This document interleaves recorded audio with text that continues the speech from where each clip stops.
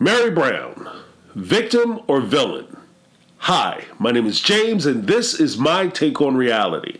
In this episode, I wanted to talk about the tell-all and how Kody's attempt to go after Christine was actually insanely cruel with regard to how he tried to drag Meri into it and how he's been trying to drag Meri into it. And frankly, how his actions are making Meri a more sympathetic cast member or character on this show. Now, before we get into it, I would first like to thank all the subscribers to the channel. You guys should give yourselves a round of applause because you're awesome. Second, if you're not subscribed, why don't you join the family? It's easy to do. All you got to do is hit that subscribe button. It helps the channel out. It helps me out. And hey, who doesn't want to help a brother out? So give me that HBO special down below, which stands for Help a Brother Out Special, by clicking the subscribe button and ringing the bell so you get notifications on when I upload new videos. Couldn't get that out, but I got it out now. Also, you can share the videos. I don't mind, because sharing is caring. So go ahead and share the videos, hit the like button, and let me know that you guys are still enjoying the content that I'm putting out. Now, without further ado, let's get it. Now, when I talk about Meri and the tell-all and how I've kind of been on Meri and the whole sister wife situation, it got to a point where some of the people who respond down in the My Take comment section have made commentary that I don't like Meri. To be clear, I don't have anything against anybody. Well, maybe Cody, because he just rubs me the wrong way as a man. He rubs me as a person who's not doing the things he needs to do as a husband and a father, and just a general human being all the way around. But with regard to Meri, I am not ignorant of the fact that she is, in fact, being victimized by the very patriarchal society or patriarchal institution that she helped to formulate. Meri was involved with helping to formulate this family. And part of me feels sympathy for Meri, even though she acted out and she spoke against her other sister wives, Janelle and Christine, have stories about how it was very difficult dealing with Meri because of her attitudes and the way she treated the family and the way she treated them. But I will say this. I think that deep down, and this is merely my speculation, and deep down, when Meri first started this relationship with Cody, she was in love with Cody. She was deeply in love with Cody. And you can see that she still loves Cody. And she loves him so much and loved him so much that she was willing to go along with things that he was determined to do. So in order for her to be with him, she sacrificed herself, her position, and she set aside her feelings in order to make the relationship work. How does this play out? So when they're younger and he's talking about he's a part of the Mormon faith and he wants to have multiple wives and he wants to be a polygamist, even though she herself may not have wanted that lifestyle for the two of them, she went along with it because she loved him. And this happens not just with polygamy or with Meri. This is a common thing that happens between men and women who are involved with relationships or desiring to be a part of a relationship with people that they come in contact with. So they want to have a boyfriend or a girlfriend or eventually a husband or a wife. They're willing to sacrifice certain standards that they have for themselves and have laid out for themselves in order to make that relationship work. In order for me to be with this person, I have to agree to do this. And now, left to my own devices, I would never agree to do this. But because it's required of me to do this thing, I am willing to set aside my opinions, my feelings, and pretend that I don't have emotional investment in this thing. And I think that's where kind of Meri was. And this is why she had such a tumultuous relationship with Christine and with Janelle early on, because she was in fact jealous. Because if this is somebody that you love and you want to you covet that relationship and you want to have that relationship to yourself in a very selfish way. You want this just for you. You don't want to share with anybody else, which frankly is nothing wrong with that. And you want to have a monogamous relationship, more of a monogamous feel to your relationship, then all of a sudden Cody starts bringing in other women. And then on top of him bringing in other women, Meri wants to have more than just one child. She has one child and she's one and done. She can't continue to give him children. And the whole time Cody's with these two other women. He's having baby after baby after baby after baby. And they're giving your husband something that you can't give him, which is children. And you can't increase his family. So you feel slighted because you're agreeing to do something you don't want to do. Then on top of that, you can't give him something that he wants and even something that you want. You want to have kids too. So not only do these women get to share your husband, but they get something from your husband that you can't get.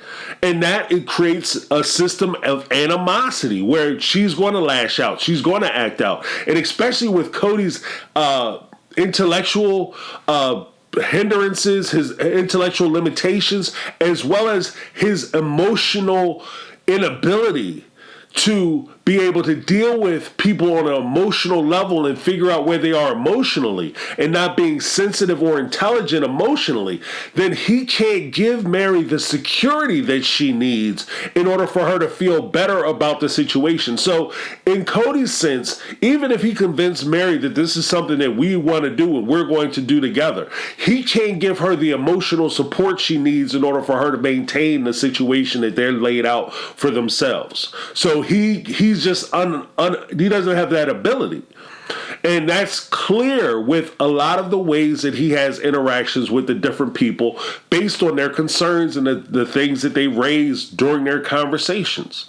Now, in Meri's case, she's in a situation where she's constantly at odds with these women. Then she brings in Robyn. Robyn is somebody that she was aware of, or I guess came to her attention. Robyn was interested in getting into the family.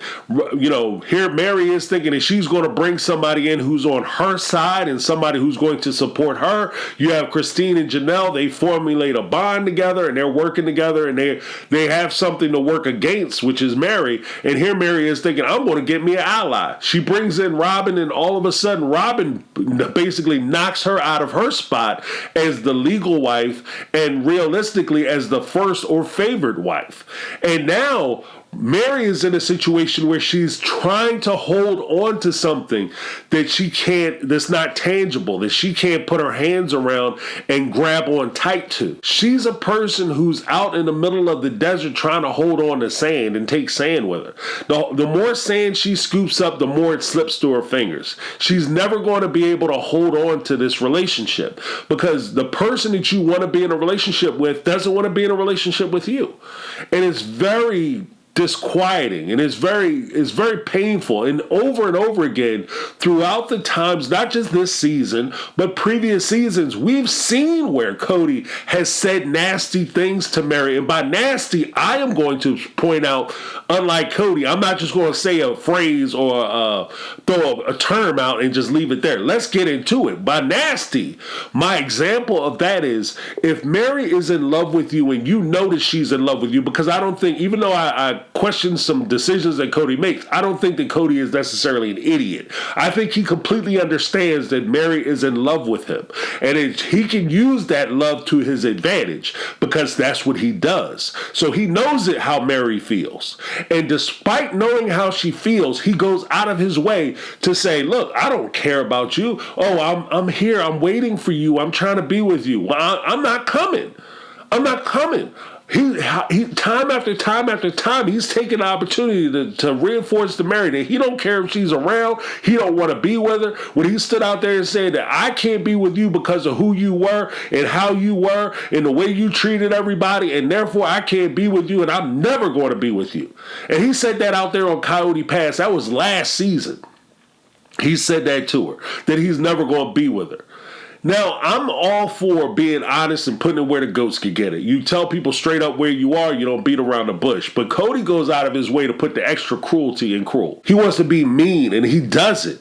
And Meri has to suffer through this, and she has to sit there. And then because of her love and her affection for him, she kept quiet with regard to them being separated and no longer being him considering them married. Well, we need to share this to everybody. No, I don't want to share this with anybody. So what I want you to do is keep showing up to the the shooting of the show, and I want you to keep showing up to the production meetings and pretending like we're still together. We're kind of working things out, but we're not working things out, and I'm going to hold it out as though we can work things out, but we're never going to work things out. And then for him to, the couple times that they had meetings and they were talking about Christine leaving, for him to look at Meri and say that I want you to attack Christine, which is basically what he was doing. Meri, you're sitting there like you have something to say. Why don't you say something? Why don't you attack her like I want you to do? The whole reason why he said he can't be with her is because of the way she treats the sister wives. He said that she's increasingly nasty and she's a nasty person when it comes to the family. But when he's sitting there and he's having a disagreement with Christine and he wants to hurt Christine's feelings and he doesn't want to do it and he needs a partner who's going to come in there and attack her, he can't look over to Robyn because, Robyn's supposed to keep her hands clean and she's supposed to be the sympathetic one. So she's supposed to be quiet and crying and holding back. So he doesn't want that wife to attack. What he does is he looks over at Meri and says, go get her. Like she's a dog. And we'll get into that when he started talking about pick me. And he did that whole bull stuff, right? He thinks of his wives not as partners, but as dogs. And that in itself should be an indication to these women that he's not worthy of their time, energy, and effort. He wasn't worthy of their wombs. He wasn't worthy of the children that they gifted him and gave him. Because at the end of the day, he doesn't see you as anything more than not even livestock. He sees you as dogs. And he treated her like an attack dog. When he told her that I see what you're going through, I see you got something to say, go ahead and say it. Attack her. Attack. And then he turned around and he's upset because she didn't attack. How the hell is she supposed to know what you want? You told her in 1 minute that you can't do this, and then in the next minute you told her that you wanted her to do it. And then you go and later on, when they're sitting in Meri's house and they're having a conversation with Janelle, and Robyn brings something up and she talks about how she wants the family to work out and this, that, and other, and you cut Robyn off because Robyn was getting, about to get into the attack mode. So you cut her off and you look over at your dog and you say, attack dog, get her. Even though I haven't come around, I haven't spent time with you, I haven't done anything for you, you're supposed to do what I want. Attack her. And that's where Meri's conflict comes in. The cruelest thing I saw is mentioned in the earlier when I did the opening. The cruelest thing I saw, even past a lot of this stuff, is during the tell-all when he looks into the camera and he comes up with the excuse of, hey, Christine, you said she's a game player. He makes the excuse, well, I can't be with Christine because she's a game player. If you notice, when he said that, he had a pause when the young lady Suki had asked, well, what games does she play?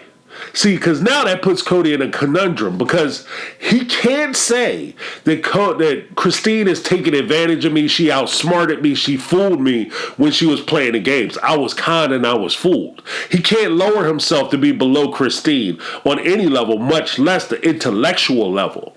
So now he has to come up with a whole thing. That's why he paused.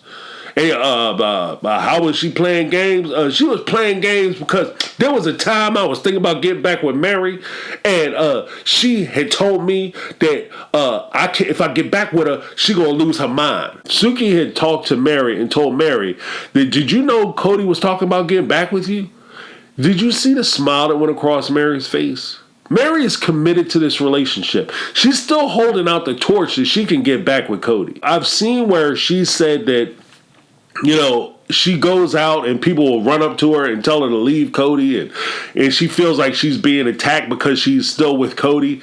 But the truth of the matter is, a lot of people feel bad for her situation. She's in a situation where she should leave. And I want her to leave. And it sounds like she has left, but not by her own will. I don't want her to leave or not be a part of this because Cody doesn't want her to be a part of it. I want her to leave because she is tired of being mistreated. She's tired of being mishandled. She's tired of him disrespecting her. Mr. I don't need love. In my world, I don't need love. I need respect. But he continues to disrespect these women. And you have no problem taking a check from Meri, but you don't want to take her heart. You don't want to take her hand.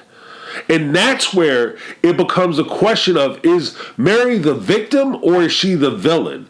Meri was the villain in the sense that she was a part of a system that victimizes the women that she is around and oppresses them by the nature of the marriage and institution that she was involved in. She was a part of that, and that made her villainous. But she's a victim because whether she knowingly or unknowingly went along with it, she willingly or unwillingly went along with the oppression and the subjugation of her sister wives, at the end of the day, she is just as much a victim of that same oppressive regime as any of the other wives. She was just merely another cog in the machine. That's my take. Let me know what you guys think down below. I'm James. This has been my take on reality, and I'm out. 'Cause I've been living life right like I could just die.